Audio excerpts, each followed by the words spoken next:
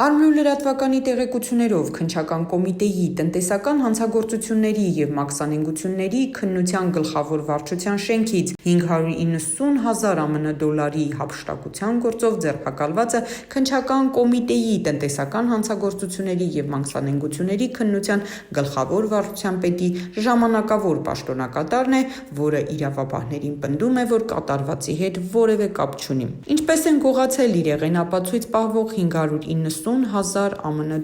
ՔԿ տնտեսական հանցագործությունների և մաքսանենգությունների քննության գլխավոր վարչության շենքում աշխատում են ինչպես ՊԵԿ, այնպես էլ կոմիտեի քննիչները։ Ենթադրյալ հանցագործը քննիչի անցագրումով մտել է շենք, պահնորդը որևէ կասկածելի բան չի նկատել։ Ավելին, ենթադրյալ հանցագործը գիշերը ուշ մտել է շենք ու ողջ գիշեր մնացել կոմիտեի շենքում։ Ըստ էության, ենթադրյալ հանցագործը հանգիստ ողջ գիշեր մնացել է շենքում, փողը դասավորել ու միայն առավոտյան աշխատանքային ժամի սկսելուց առաջ է շենքից դուրս եկել։ Հիմա ամենագլխավոր պատմության մասին։ Մինչև $590,000 հափշտակելը տնտեսական հանցագործության վարչությունից քննիչի անձնագիր է կորում, շենքում խառնվում են իրար ու մեկ օր անց անցագիրը հայտնվում է։ Անցնում է մի քանի օր, սեյֆի բանալին է կորում ու նորից հայտնվում։ Տնտեսական հանցագործների քննության վարչությունում կրկին անհանգստանում են, թե ինչ է կատարվում վարչությունում։